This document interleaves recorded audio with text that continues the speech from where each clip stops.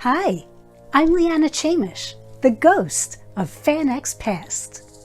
Fanex 15 hosted a trio of Hammer beauties, Barbara Shelley, Veronica Carlson, and Yvonne Monlar. It was Barbara Shelley's first time attending Fanex. We finally managed to convince her to attend based on the recommendations of Christopher Lee, who was our guest of honor at Fanex's Monster Rally in 1999.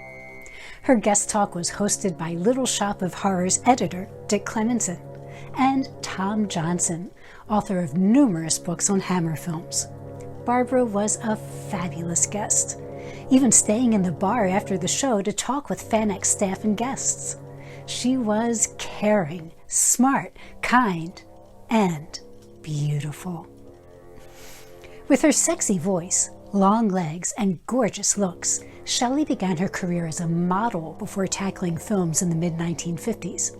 Her fashion work led to a minor role in Hammer's Man Trap in 1953, where she was credited under her real name, Barbara Calwin. A short vacation in Italy turned into a 4-year stay. She made several Italian films before returning to England. While in Italy, Shelley did not appear in The Little Hut with Ava Gardner, David Niven, and Stuart Granger, as most bios proclaim. However, her feet did double for Ava Gardner's in the film. Back home, she began working in television before appearing in the film Catgirl in 1957. Her first major role for Hammer would be the Camp on Blood Island in 1958. Hammer tapped her for Village of the Damned in 1960, and later in 1966 she appeared in two of her most famous Hammers, Dracula, Prince of Darkness, and Rasputin, the Mad Monk. The following year she appeared in her first Hammer sci-fi film, the wildly popular Quatermass and the Pit, or as it's known in the US, 5 Million Miles to Earth. Although she appeared in over 100 UK and US films and television shows throughout her career, including Danger Man, The Saint, Route 66, The Man from U.N.C.L.E., The Donna Reed Show, and even Hazel, she will always be remembered as a queen of Hammer. Sadly, Barbara passed away on January 3rd, 2021 from complications of COVID. As one reporter put it, she put the vamp in vampire.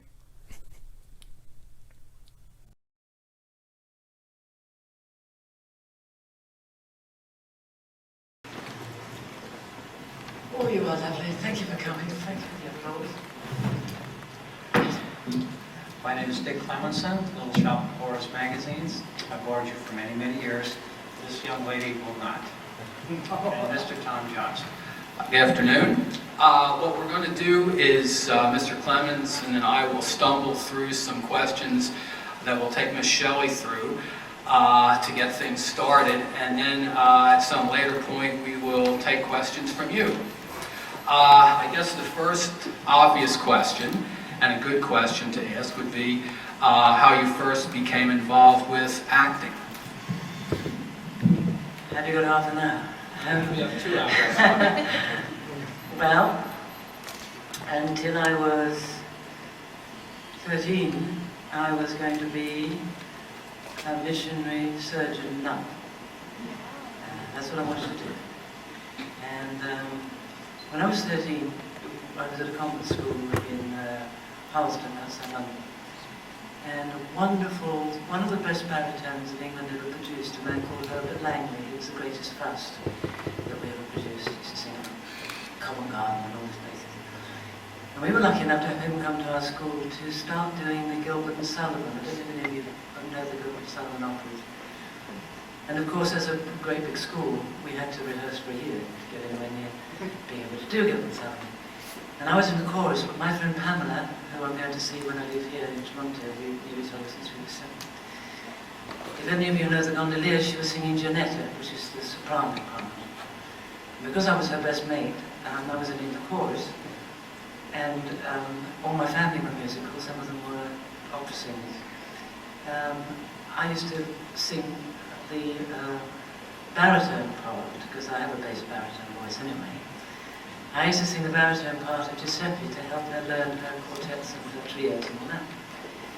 So a fortnight before we were due to start, Herbert Langley came into the hall one day with a face as long as 2 weeks and said, never forget the girl's name, Audrey Fazzard has got appendicitis, we have no Giuseppe. If ever I write an autobiography, I think I'm going to call it We Have No Giuseppe.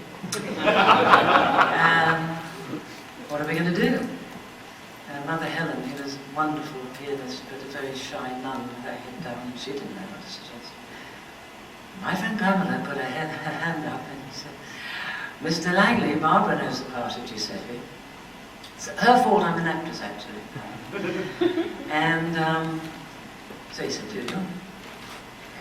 Okay, so he made me come out the front and sing the bottom line of one of the quartets. Oh, he said, okay. So we sang a trio, and I know. So all I had to do actually was learn the dialogue and the patter songs. And they come into my life later on, the patter songs. And that was a great success. That's amazing. So in the following years, I think it was the best box office I've ever been. Because if the parents knew that I was going to be the lead, which I always was there, I played the, if you know Nancy, I played the Chancellor, the Major General and Pipes, did that. And they used to book up, so instead of doing it for 3 days, we had to do it for a week. So that was the best box office I've ever been. So when I left school, then of course the nuns were shocked. I wanted to be an actress. But I didn't want to go to RADA, because I thought then, RADA's the Royal Academy of Dramatic Art.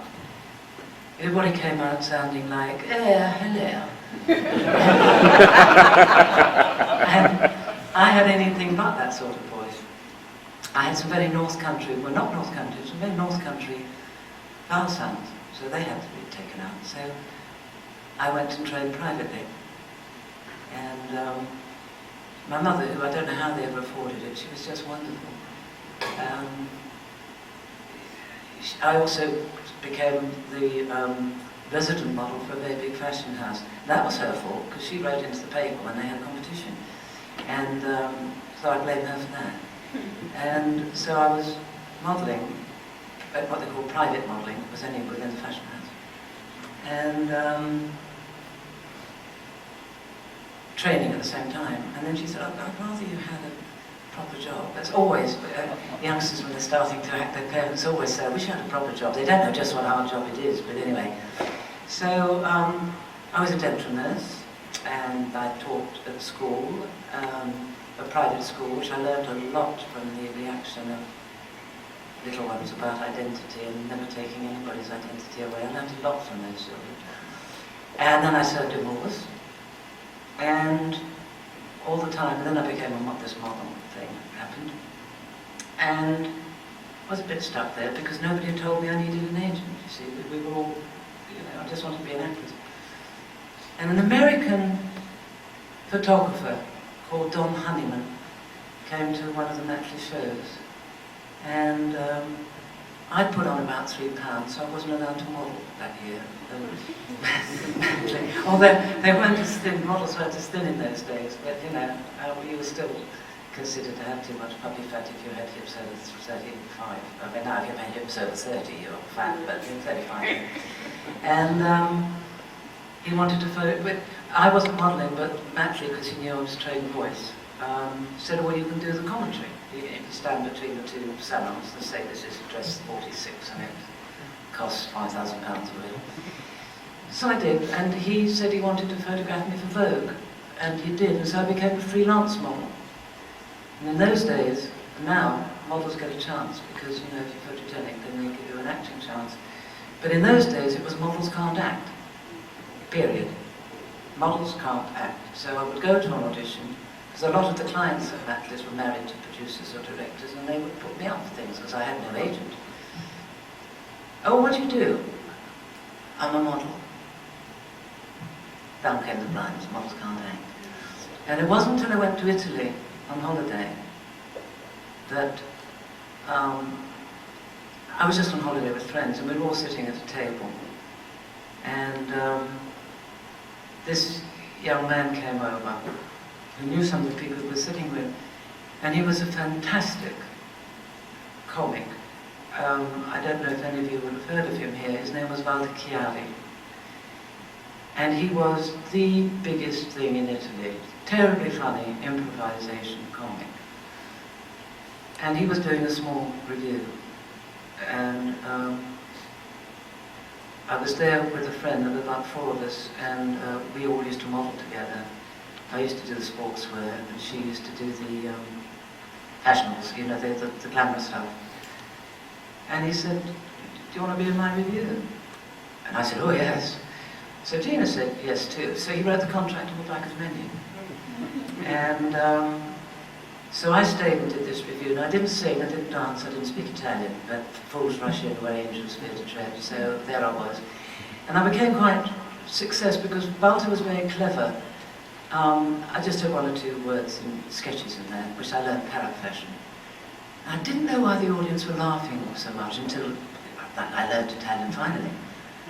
But of course, as everybody knew in those days, that soubrettes were just glamour girls who stood up and just were there. So I used to say my lines, and because he was so clever, he'd say something completely inappropriate. And my answer would be completely inappropriate. So in the end, the audience were just falling about, and they thought I was very clever. It wasn't, it was London. So, then I got very, very ill. I got peritonitis. I had met, and she was absolutely wonderful to me, Barbara Gardner. I might get a bit tearful because she really was wonderful. I did, not the Little Hut, the Barefoot Contessa. I was an extra on that. And that was my first, I was kind of the mascot. I was very young, remember. And because I was working in the review, this was before I got ill, I used to be at the theatre till 2 and then have to be in makeup at 6. So I was always falling asleep in the middle of the set, and I was only an extra. And I'd feel a push on my shoulder, and there would be Humphrey Bogart with a towel over his arm and a cup of coffee. "Excuse me," he's sitting in the middle of the director's an extra. And all of them, Eddie O'Brien, they were all wonderful to me. And they used to take bets that I couldn't smoke Mankiewicz' pipe. And I used to smoke it. Joe Mankiewicz was the director. And I used to go outside and be sick. They didn't know. But they all with money. And that's when I got to know Arthur Gardner. And when we went up, they said to Walter Chiari, because he knew them all, "Would you mind if we took her up to San Remo, where they were doing the scenes on the yacht in that thing?" Because he wanted to be on the yacht scene. And he said, "Oh yes." Now, Arthur Gardner and myself were the only 2 that weren't seasick, because it was very, very rough. So we sat on deck, and we talked. She told me things about her life I think she didn't tell anybody else. She was really a wonderful lady, and so beautiful, just breathtaking, the green eyes, and completely down to earth. And she taught me a lot about behaviour on the set, because she would never have a row. You would see her leave the set, and you might hear the dressing room windows rattle, and I would say, "What were you doing?" She said, "Telling him off." I said, "Why did you leave the set?" She said, "Never do it in public, Barbara. You've got something to say to somebody, do it in private." So that's how I met wonderful Arthur Gardner, and it was on the way back from San Remo that I got very ill on the train, and I had to go straight to hospital, and I had this peritonitis, so the review left town without me, and I was left there with no money, no nothing, and I got very, very, very thin.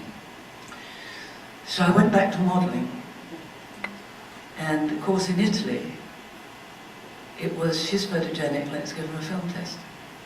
So when my picture started to appear on the magazines as a model, about 4 people wanted to give me a film test. And that's actually how I told you it was a long story, from wanting to be a missionary surgeon nun, I finally started to act in Italy. And I made about 12 movies there. And the person who taught me my technique as a film actress was one of yours, Mark Lawrence. Do you remember Mark Lawrence? And he was the villain in this film that was written for me, a film called Ballata Tragica, which was a kind of modern Traviata, I suppose. And he used to tell me about the battens and the things and the lights. Then he used to take me home at night, and his wife, Fania Foss, who was a writer, used to cook the meal. And Mark Lawrence used to go through all the lines. So it was due to, you see how much I learned from Americans in my life, from Ava Gardner, and I met Ava later on, which I'll tell you about, and Mark Lawrence, who taught me my first techniques. So from then on, I acted in Italy for 4 years. First I used to learn the lines parrot fashion because they had guide tracks then. So you'd have the hero speaking in German, somebody else speaking in French, and someone else. And I thought, oh no, I've got to learn Italian because this isn't fair. So I used to learn the lines parrot fashion with the help of a lovely lady who spoke English called Bianca Latrada, who was Latrada, the great director's sister, but she was production manager. She came to me laughing one day and she said, the director says, "What language are you speaking? You're the only one he can't understand." I said, well, at least it's easier to dub if my mouth, because I used to dub Italian into English when I was in at least it's easier to dub. But little by little, I learned Italian that way. Best 4 years of my life, really. And I don't know if any of you have seen Cinema Paradiso. Have you seen it? Isn't it a wonderful movie? Well, I knew about Cinema Paradiso all those years ago because I was making another film for a young director. It was his first film, and he became very famous afterwards, called Sergio Corbucci. But Sergio was just producing this film, and I never wore, you didn't wear dresses cut out of there then, but I had a strapless dress on. And he came on the set with this terrible black shawl. And I said, "What's that, Sergio?" Because by then I spoke in He said, "You got to wear it." And I said, "Why?" He said, "Because if you don't, these films are shown in the parish halls like Cinema Paradiso. And the priest will put his hand in front of the projector." Well, when I saw Cinema Paradiso, I mean, it was absolutely true. But they were wonderful days. And then, by the time I came back to England, I was known as an actress abroad, so I had the chance of 4 different contracts. And that's when I started acting in England. But as I say, it's a lot. The other lovely story about Ava Gardner, which before I let you get a word into it, I warned you it would be long. After I came out of hospital, it was about maybe 9 months, a year later, I was then making an Italian movie over at the small Cinecittà. And she was making the little hut over at the big Cinecittà. And a casting director I knew, we were all having dinner one night, and he said to me, "You don't know anybody that can waggle their little toe without moving the rest of their foot?" And I said, "Yes, I can." Because I had bad feet at one time, I was given all these, I can pick things up with my toes, it's just scary. And I said, "Yes, I can," so I took my shot, I did that. So he said, "Would you do it for Ava?" And I said, "Well, is she here?" "Yes." And she can't do it. There's a scene in the film where she says, "Look what I can do." And she goes, so that foot is mine. So I went over, and I remember, this is Ava Gardner we're talking about, and she hadn't seen me for maybe 9 months, a year. As soon as I walked on the set, she loved what she was doing. She came running over, she said, "Barbara, I'm so glad to see you. I tried to find out where you were, I heard you were ill, and I've been looking for you the night to go back to the States." And I said to her, "I'm going to waggle my toe for you." And she said, "Get them to pay you." But I always thought that was marvellous, and she made absolutely sure, she took me up to the photographic department, made absolutely sure that I was given photographs of anything I did on that little hut. So there you are, Ava Gardner and Mark Lawrence, thank you. Do you want to say something? Because I'm going to go sore throated, and they're going to get sick. Most fans probably think that your first Hammer film was Camp on Blood Island, but that's not actually the case. Your Hammer debut came a few years earlier, although you weren't really aware, I guess, that it was a Hammer film and that Terence Fisher was the director. Maybe you could tell us about that, please. Well, Tom actually told me something that I didn't know before we came down here today. He said what he's just said to you, And I said, oh yes, I'd forgotten. Man Trap. When I was a model, and they asked for some models to do a show in a film called Man Trap with, was it? Lois Maxwell? And so we all trooped off, about 6 of us. And of course it was Bray Studios, which I didn't know. That was before they built it. It was just a stately home, I think, falling apart stately home. Kieran Moore was in that. And we were just hanging about with, our pretty dresses on, waiting to do the thing. And then somebody said, we haven't got a fashion commentator. So Alex Parr, who's the producer, looked down the line. He was looking to see, he wanted someone who was photogenic. And one of the girls said, oh, well, she's a trained voice. So he said, well, you do it. I didn't have a professional name then, so they just gave me any old name. And I did it. And Tom had told me this afternoon that the director was Terence Fisher. And I didn't know. And all those years later, of course, I worked with him. But you see, I had nothing to do with the director. I was doing the fashion show, so the director Terry probably went and had a coffee while we were doing that. But I'm sorry I didn't know that when I worked with him later, because I would have said, here, it's not the first time we've worked together, and I could have done what you did to me this afternoon.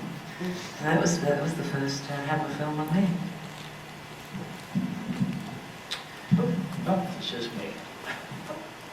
The first fantasy films that we would know, and really your first lead was Catgirl, and your co-star was a lion. That was a very noisy lion. No, not a lion. Me and my animals, a leopard. And we were all told, now I'm not silly about animals, I adore all animals. I'm a vegetarian, complete vegetarian. It started off for medical reasons and then became spiritual. I can't eat anything that's had a face or could have looked at me at some time.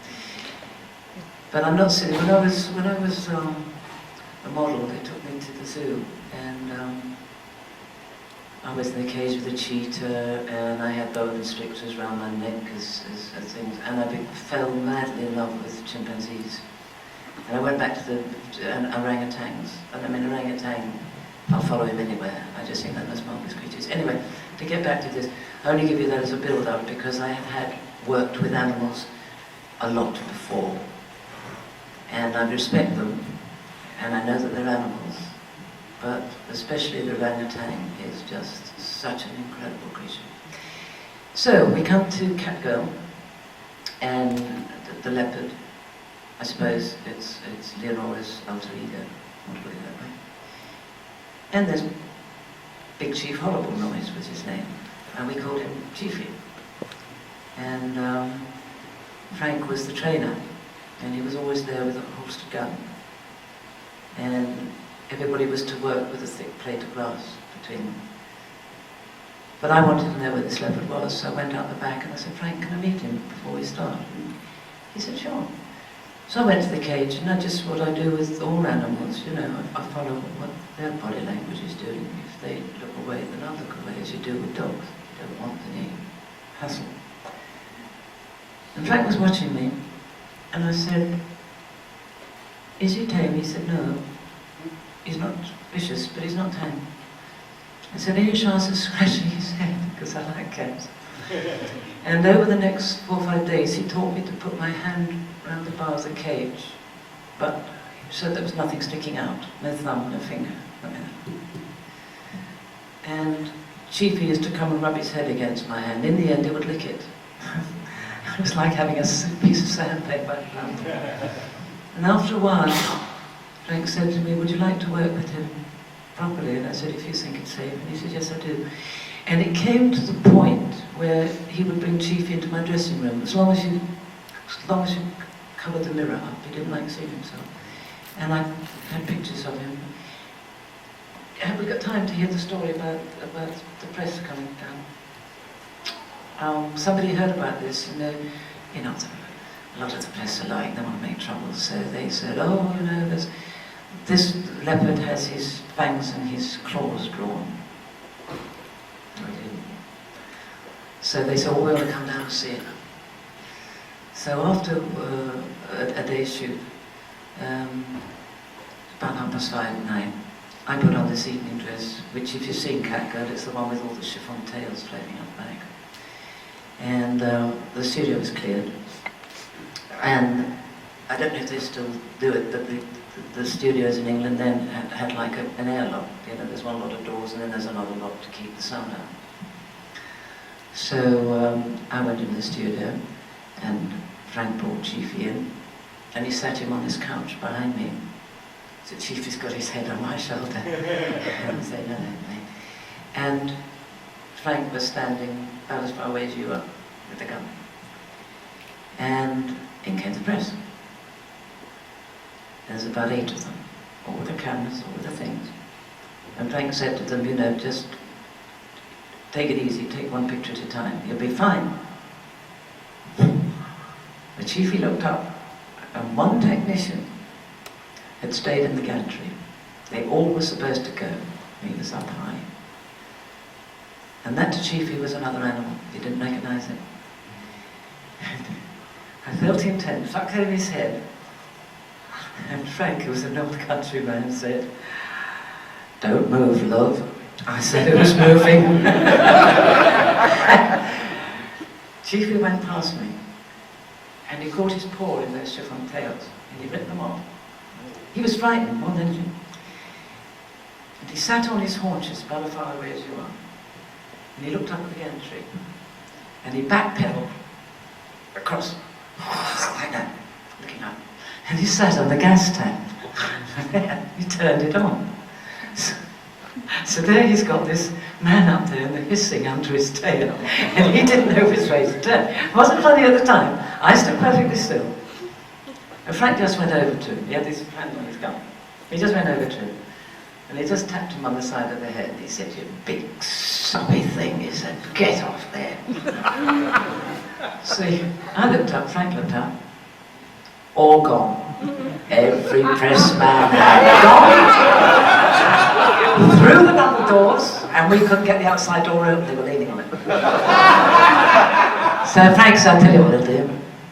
So we got Chiefy's lead, put it on. And then Frank went out the other door, round the back. "It's all right, Leopard's gone out the other way." They all left, well, they were going towards their cars, and I went out with Chiefy on the lead.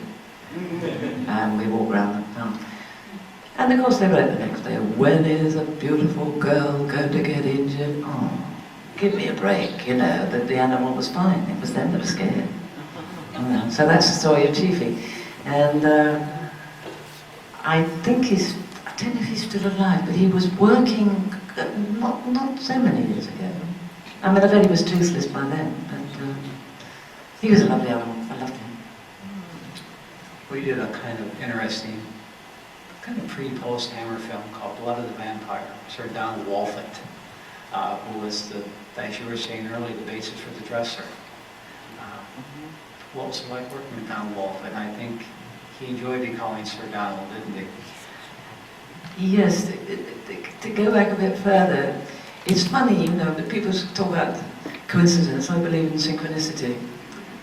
You know synchronicity? That things have a meaning. It's all. The first thing I ever saw in the theatre, I was taken when I was 6 by school party to the local theatre, which was the Coliseum. It's been pulled down, that beautiful old-fashioned opera house. And it was Donald Wolfett in Merchant of Venice. So that impressed me when I was 6 years old. And when I started interested in theatre, I used to go and see a lot of Donald Wolfett's work. Now, in England he was thought of as a great ham, but those that know will say that he is the best Lear that there has ever been, because he was made for Lear. He was over the top as Hamlet, over the top as all the others, over the top as Malvolio, but as Lear he was magnificent. And the dresser was actually written by the man who did dressing for years, so that is autobiographical. And he was the old actor laddie, another manager who made all the speeches and was quite sure that there was nobody quite up to his standard in the cast, so he got all the applause. But when I worked with him, he was just wonderful. We got on terribly well, and he just got his knighthood, and he was so proud of it. Now, I was brought up, you know, elders and betters, when I worked with Shirley Booth, I couldn't call her Shirley. She asked me to, and I said no. We had compromised, I called her Miss Shirley, and that was all right. When I worked with Anna Manani, I couldn't call her Anna, I had to call her Donna Anna. So I automatically called Donna Bulford Sir Donald. The little carpenter came up, it was Derby time, and he wanted who wanted to put what in the sweepstake. He came to me and said, Barbara, what will you have? I said, oh, I'll have £1. And he said, what about you, Donald? Donald, I said, Sir Donald, if you please. So everybody knew that was Sir Donald. But I tell you what a great, you'll see, when you see the film, you'll see the scene. He must have been in his late 60s, early 70s then, and he was quite a big man. And there's a scene where I can do nothing to help him because I have to be dead weight. I'm cut down from, having the manacles up here. And he has to carry me the length of the laboratory. Well, the length was about from here to where our friend is sitting on the rostrum there. Quite a long way, with a lady in a crinoline, dead weight, like that. So Henry Cass, the director, said, Donald, we'll, pick her up, and then we'll start walking, and then we'll cut. No, dear boy, he said, I can do that. Well, he wasn't conversant enough with films where, things, the hair's in the gate, and the camera goes wrong, and the light flickers. So I think it was 11 takes.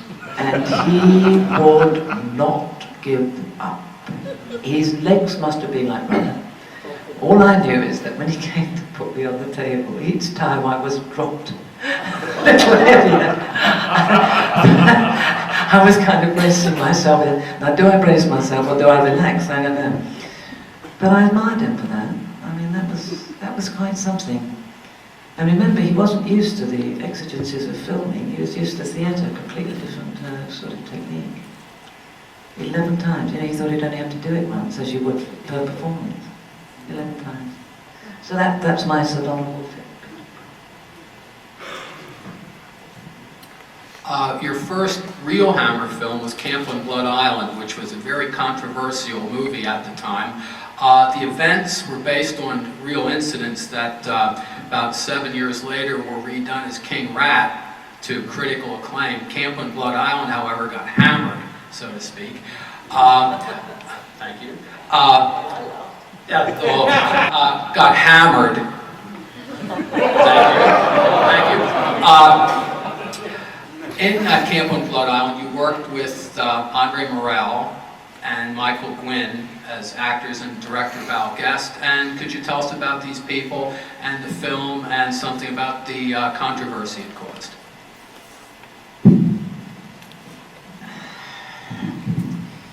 It's slightly difficult to remember a tremendous amount about the making of that film. Remember that I worked with Andre Morel later and got to know him better.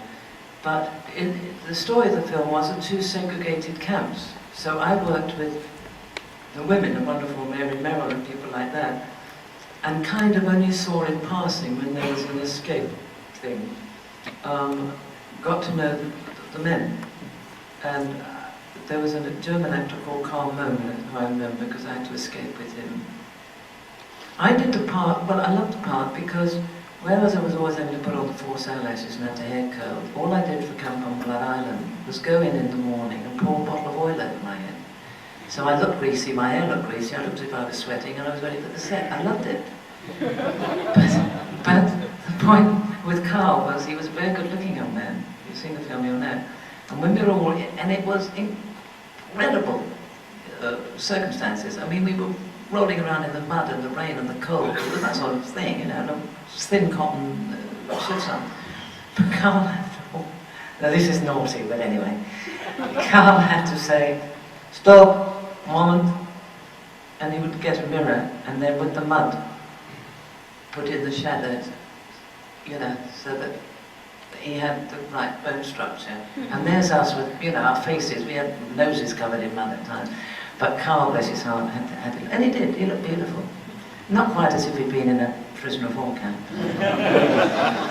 But the thing that I do remember, it was Ronald Searle, do you know who I mean by Ronald Searle? He's a great cartoonist, you know, all the St. Trinian's cartoons. But during the war he was in Changi, and he is a great artist, a great cartoonist. And he made a record. You know, his cartoons are really, really very funny, the bells of St. Trinian's and all that. But the work that he did on the Changi prison camp is really quite distressing.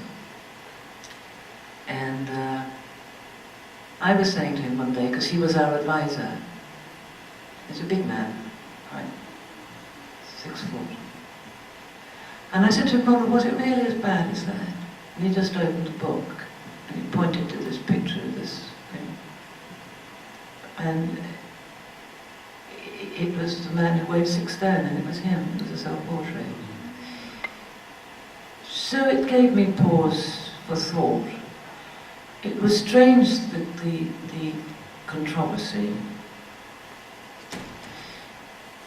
because it did make a lot of money. Some people said, as I remember, it's a long while ago, it shouldn't have been made. Some people said it should have been made. It didn't seem to cause any problems between the Japanese government and the English government, because the embassy used to send Japanese visitors onto the set. We were asked to cut out some of the swear words while they were there, but they would watch it. I think that the controversy was really, it's a difficult question you've asked me, Tom, because I have to answer it in hindsight. And I think, as with many controversies, it was caused by the press. Which, I mean, who's going to grumble? It put a point of view of the producers, it made money. And that's what movies make for the most part. But as I say, I can't really tell you much about the actors you've mentioned. I worked both with Michael Green and with Andre, of course, later on, but we never really saw, you know, never the train shall meet. It was either filming the women's camp or the men's camp.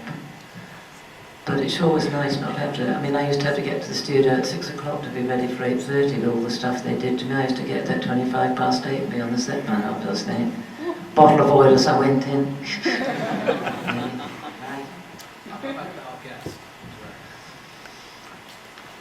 Val was lovely. I only ever made that one film with him. He too, you see, he was a lovely director. He knew what he wanted. Maybe a little bit too rigid, because he used to make storyboards for each scene. And there was no leeway for any kind of something good that might happen, a bit of improvisation, or if I move that way or you move that way. No, Val had the storyboard and he did it. Which I found maybe a little bit restricting, but I was quite happy rolling about in the mud with the others, so it didn't make much. But he too, you see, that's what one learns. He too gave me a very good piece of advice. While I was working with him, I was very upset. There was an old magazine called Picture Girl years ago in England, and they had come to interview me, and it was a double-page spread. It was only a small magazine, but it was a double-page spread in the middle. And we were talking about the days in Italy and that, because they were, you know, just there. And so up came this thing, did you ever have an affair with Walter Chiari? This man suddenly said. And I said, that's none of your business. So he says, did Arthur Gardner ever have an affair with Walter Chiari? And I said, that's their business. Now that was what was said. And the headline for this double page was, "Don't be jealous of me, Alva," says Barbara Shelley. In quotes. So, I mean, I was very new to all this, so I went into the studio. It didn't matter if I cried, I had no mascara to ruin, and I said, Val said, "What's the matter with you?" Come in, went in the trailer, and I showed him this, and he said to me, "Fine." He said, "You can sue." They put you in quotes, and he didn't say it. He said, "But remember, this magazine goes to press 6 weeks ahead. This thing that's hurt you so much is going to be loom paper down the privy at the end of the garden for most people by next week, or by tomorrow." You dig it up, and in 6 weeks' time it'll come up again. What do you want to do? I said, let them use it as new paper, that's all it's worth. That taught me a big question about not getting too upset about. The only time I get upset, and it very, very seldom happens, is if something true about my personal life is printed. I don't care if it's lies, because all my friends and family know. But if it's true, I feel that my front door is open, and I don't like that. But I'll never do anything about it. I don't get upset anymore. And I always remember Val saying, they'll forget it tomorrow. Might hurt you for a few more days, but... So I thank Val for that. Well, that's me again. In 1960, you made, which I think is a great favor for a lot of us, which is Village Damned. And you worked with, I think you said that.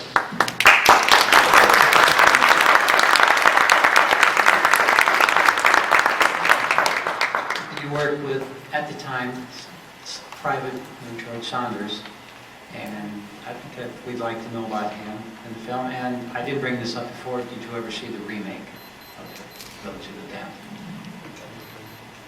We'll start with the remake. I don't know if, I can't say anything about it because I didn't see it.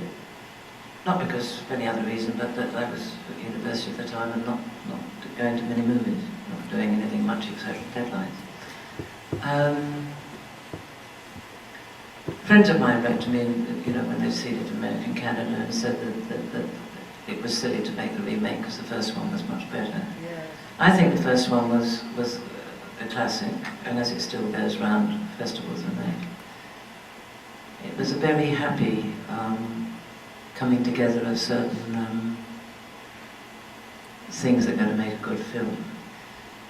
But one of the main things I think about, and I've always said this about horror, and that's why Hammer has it over a lot of other horror makers. But it happens to, that in Village of the Damned, what is real is more frightening, more deeply disturbing. I mean, you can be frightened, silly and get out of chair, if the monster, alien, brilliant. But a child who is evil is really more than frightening, it's deeply disturbing. The same as the bad seed about the homicidal child. And I think that is what, and also they made it in England because here in America they couldn't get an eye effect that they wanted. And so MGM in the Boreham Wood made this glowing eye. But I think quite rightly in England they decided when the film was made they wouldn't use the glow at all. It was just these dark-eyed children staring, all with the blonde Hamlet wigs. And I love that movie. If I was doing the part again, of course I do it might not be much different, but that's what I think all actresses think that. But one of the joys of it, not only Martin, who was my child, who was a delightful young man with a mother who said, well, the only reason I let him act is because he's going all over the world, he's getting a good education. And years later, when I was on tour in England, his grandfather and grandmother came to the stage door and I had tea with them, and he had actually designed their bungalow. He'd become an architect. He had made money in films and then done what his mother always hoped he would, But he was a delightful child. Now when we come to George Sanders, George unfortunately has left us now, but there were two actors that if somebody said to me now, here's a script, and I said, well, I have to read it, and they said, well, either George Sanders or Christopher Lee. I said, I don't even want to read it, I'll do it. I'll pay you to do it. Because these two gentlemen, not only were they what Chris is, but George, were wonderful to work with, such communication and such lack of, ego is probably the wrong word, but just to make the scene work, not to dominate the scene. And then if that happens between two actors, then the right dominance will happen because it's what the writer wanted. It's the two actors are really doing what is there, giving it the right balance. And George was not only that, but, and like Christopher, the most wonderful gentleman. Sorry to sound like a Victorian But it is nice to work. Both of them, Crystal does it, won't sit down in a room till all the ladies are seated. And that's old-fashioned, but it's lovely. He opens the door. And George was the same. The lovely story about George, great sense of humour. Martin was sitting on the set one day and we were all, Martin was what, 9 or 10, I think, at most. He said to me, "Barbara, do you play chess?" And I said, "No, Martin, I'm sorry." And George came out of his dressing room on the set and he said, "I do, little child. Come and have a game." And I went behind Martin. You never play chess with a child, especially a clever child. Off they went into the dressing room. And there's silence. There was a long wait because we were waiting for something I was reading. George came out. "Dear heart, he beat me." I said, "Of course he did." he always played chess with Martin. He didn't mind, he loved it. He said, "I'm learning." But no, George was a lovely man. And he always called me dear heart. Another lovely story about him was great giggler. And so we'd always start giggling, just before they put the boards in, the clap would start giggling, or just afterwards. Now the makeup man was a man called Eric Gaylott, who afterwards, I don't know if you had it here, but the first people to make good false eyelashes, Ailio, and that was Eric Gaylott and his brother David, so that was Eric. And a very phlegmatic, laid-back Englishman, small moustache. And he came up to me and said, "Barbara," and I said, "Yes, sir. Don't make George laugh, the poor shop." I said, "I can't help it, we get on." He said, "No, dear, don't." So I had to keep going in and mopping him up. So anyway, we start. And I say something, George starts to laugh. So we're all being this is the first days of the movie, so we don't quite know how George Sanders is going to. I knew he was a giggler, but the rest of the staff didn't know what he was like. And so Eric came in with this look on his face. And he gets his pen down. And Dawson George burst out laughing. He says, "I know, dear boy, I'm a rheumy-eyed old bastard, aren't I?" No, George was lovely. I was very, very, very sad when we lost George. Great gentleman. Very, very happy movie. And the other thing, don't know if you remember, in the thing where the baby makes me put my hand in hot water, and I get hysterical, and George has to slap me, bring me round. Took him 10 minutes to even think of even trying to slap me. He said, "I can't do it, you'll have to, Jack. I cannot do this to her." And I said, "George, I'll move. Supposing you don't." I said, "Well, that's my fault." But he did catch me at the top of his fingers. I think that's why that scene goes so well. But there again, he didn't want to hurt me. Oh, I love George. I shall cry in a minute, so we better change the subject. Oh. Not getting more exercise. Shadow the Cat and Henri Morel, please.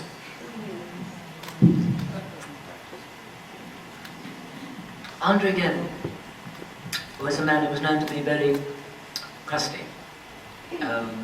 Didn't suffer fools gladly. Expected people to be professional. I knew this about him, but no. But he was wonderful. I mean, the first day that I met him in the makeup room, he was in the middle of, he said something, and then he said something, it was a very crude joke, but it was funny. And of course I laughed, I couldn't help it. And we became great mates because he was a great gentleman and he thought he might have offended me. Well, if something is funny enough, I'll laugh. I'll say afterwards, "Don't you do that again." But this was funny, and so Andre and I got on terribly well, and he was a very, very nice man. It was a very difficult film to work on for many reasons. There are some funny stories, but there are some less funny. The man who wrote it, George Baxt, I hope might come, we've remained friends ever since. One of my dearest friends, excellent writer. He writes a lot of wonderful detective novels. And he had written a completely different film, which was the cat never appeared. It was a very subtle psychological thing that rather what all the cat people, the cat girl, and all that are based on, that the cat being sometimes like the evil within us, the untamed, that can come up and hit you when you... And this is the sort of thing, the cat never appeared in George's script. It was implied that it was the evil in the family that caused all the trouble. But the director decided that he would shoot it all through the cat's eyes. I think the movie is good, but when you see it, you think if you never actually saw the cat and weren't quite sure if there was a cat there at all, or if it was just people seeing things because they had a guilty conscience, this is what George wanted. Anyway, Shadow of the Cat brought me the great bonus of still having George Bax as a best friend, and he phoned me just a few days ago before I came here to say, because he lives in New York now, and he was going to try and come down to Baltimore, but he can't. So I'm sorry about that. But, I mean, maybe when we finish this, you'd like to ask some questions about Shadow of the Cat, because I know a lot of you have said when I've been signing that it's one of your favourite movies. And I will repeat that to George, who will be very happy to hear that. Is there anything else? Well, in 1963, you went to Hammer and you made a full-blooded Gothic horror film. First time was Christopher Lee, first time was Peter Cushing, Terence Fisher. You did the Gilbert and Sullivan Patter. You heard the Warner Brothers voices. Tell us about Lee and Cushing. Are we talking about the Gorgon? One of my favourites, by the way, simply because the lighting man, Michael Reed, who later went on to do modern stuff, not as successfully like one of the James Bond. If you look at Gorgon, if you can stop it in a stop frame, it looks like a painting, like a whole barn painting. Wonderful photography. Lovely cast. Richard Pascoe is a very good classical actor in England. And of course, my first times with Peter and Chris. Peter I used to call the prop master. I used to put on his dressing room door when I worked him again, prop master. Because he could make a fob watch jump out of that pocket into his hand. He would look at the time, and then it would jump back. He never looked. He knew where the watch knew where it had to go. And Chris used to say to him, "My turn this time. I want to use the fob watch in this scene." So he'd try and he'd be going.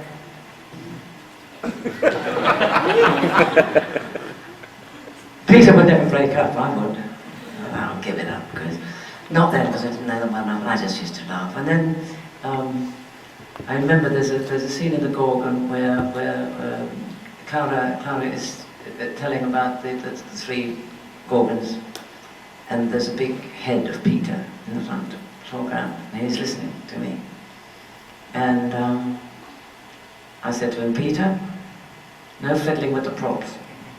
Because, you know, he would do something so brilliant. I mean, he's the only man I know who use a quill pen and it writes properly. It doesn't sort of, a real quill pen, because he was a great artist, wonderful artist. And he could just pick up a quill pen. So he said, "All right there, okay, no. And of course he steals the scene, because he doesn't move. All you're looking at is Peter Cushing. I should have let him do it a lot. Then we discovered we go back to Gorgon and Sullivan. We both loved the Gorgon, especially the patter songs. And I don't know if he did, but I still use them if my diction's getting sloppy. I'll go through Gorgon and Sullivan patter songs. So we used to go around behind the flats and see who could do it fastest. We'd start off the Gilbert and Sullivan one, Giuseppe one, rising early in the morning, and see who'll get to the end of it first. And Chris, of course, has a wonderful singing voice, as you all know, that he used to sing with Swedish opera. So very early in the morning, when no one was there, he'd sing baritone and I'd sing bass baritone. And Roy Ashton is a lovely tenor, and we'd do a few trios from things. So there was a lot. And Patrick Troughton, who in the Gorgon plays a police officer. He clicked his heels, Prussian police officer, the first morning I came on the set. I didn't know Patrick, and he said, "Guten Morgen, Gorgon." So I fell in love with him straight away. And he used to come down early in the morning with the mist rising off the river at Bray, and you'd hear the sounds of the pipe coming from his room. He used to play these wonderful pipes and the recorder and that. So in the morning, Bray, if you weren't ready for it, could be pretty spooky with him playing the pipes. I think that the Gorgon is one of my favourites. It was the first one. Of course, I met Chris and Peter through doing that, and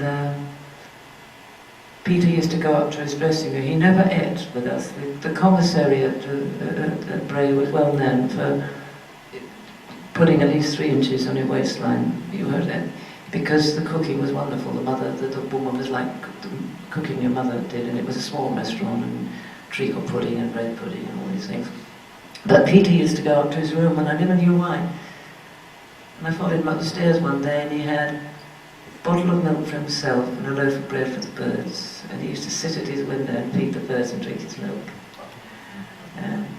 Oh, he was a lovely man. And also he, as I say, a great artist, a great watercolourist and graphic artist.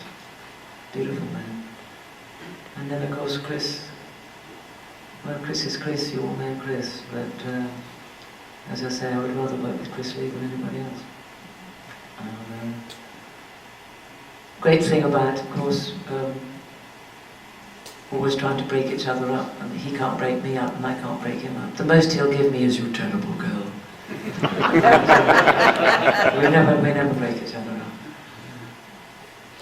Makes me wish I was an actress again, talking about that. Is that enough, or do you want to know? Sound like a mother, don't I? Speaking of Christopher Lee, you then did 2 movies with him back to back, Rasputin and Dracula. Could you tell us about that, please? Well, I think I'll tell you some funny stories about Dracula, so you can ask the serious questions after. I think 2 interesting things about Chris, of course, always hissed a lot. I think that he never had any dialogue as Dracula, and who needs dialogue with a face and presence like his? But my character, I was saying to some of you when I was signing this morning, I think some great film buff in the audience is going to tell me I'm wrong, that I was the first live vampire ever staked. You know, okay, so they open the coffin and the vampire wakes up, the eyes open, and then the stake goes in. But I was dragged screaming by, I remember 4 or 2 monks. And I think I was the first live vampire, and also first vampire that, well, I'm sure in other films, but certainly in Hammer films, the first one that ever spoke. Because I had some dialogue to do with, Susan Palmer. I'll never forget, never to spoil that scene in the film, but I had an abscessed tooth, and there was nothing they could save it. I had to have it just blew up. Luckily over the weekend, so they could take the swelling down. But I was left with, oh no, that was another film. What am I talking about? Just a minute, that's another film. Come back. What happened in Dracula was that they make the fangs properly. Wonderful Australian dentists, like, you know, having, what do you call me, a jacket, crowns on your caps, on your tooth. And so they were stuck in and fixative. Fine. And it's a scene where I come drifting down the stairs and I'm making a play for Susan Palmer, having turned into a lesbian, of course, because all vampires did.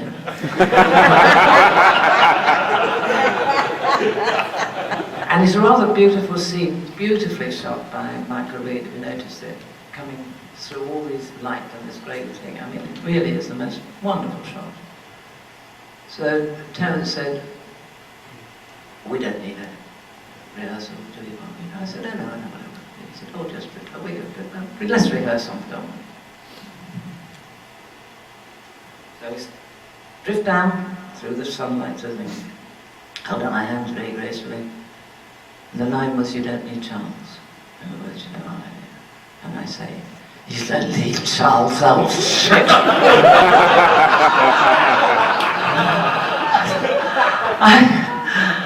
Because you've got these teeth hanging down, you've got to practice. So Terence said, I don't think that will do, dear. So I'm sitting here behind the plants and I'm going, you don't need Tom. Took me about half an hour, I got it. I did something else. But anyway, don't let it spoil that moment, promise, but I don't tell you. What else can I tell you that was funny? Oh yes, when we were all sitting in the hall. One lovely thing about Terence was he enjoyed the joke as much as everybody did. With John Gilling, oh that's a story I should have told, isn't it? On Shadow of the Cat, it was an entirely different matter. Shall I tell the two stories to show the difference? Would it confuse you if I went from Shadow of the Cat back to Dracula? Okay. Do you want to hear the funny one or the mean one first? Would you want to end on a good note or a sad note? Good note. Good note. Start with me. Start with me. Okay, Shadow of the Cat. How many of you have seen Shadow of the Cat? Oh, quite a lot. Remember towards the end, where, you know, the old house is falling down, and Conrad Phillips and I run up the corridor, and the plaster starts falling. Well, I was wearing a black dress with black lace, and all the hair up in the audience now. And Conrad, as you know, is very dark hair, very long, dark eyelashes, and a black velvet collared black coat. Our dear Charlie, the prop man, has got to run along the gantry and sprinkle little drips of plaster. And poor little love, he said, I need a closing, proper thing, you know, so you sprinkle some clothes. Oh no, can't wait for that, too expensive, no, you know. So, we start, and we do rehearsal, of course, without the dribbles, because, you know, can't, with all our black hair and that. So Gilling says, okay, we'll overtake. So we stopped a bit of dialogue, trigger a thing, run a bit more and trigger the dialogue, and suddenly the heaven opened and the whole lot came down, well now, because poor Charlie couldn't get the thing closed in time. So we got a whole shovel as full as earth. Conrad and I, like good artistes, tried to keep going, not realising it was impossible, because he was white from here to here, eyelashes, hair, the lot, and so was I. And through this cloud, we're trying to keep on with our dialogue, you know. Suddenly we just stopped, and as soon as we stopped and laughed, the whole studio just broke up. Now, had that been Terence Fisher, you'd have had to pick him up off the floor as well. You'd have, you know, dry him off and he'd have been laughing like that. But John Gilliam was furious. The producer who had the studio bugged came running down from his office. Whose fault was it? He was going to fire Charlie. I said, then fire me too. Or get him a thing.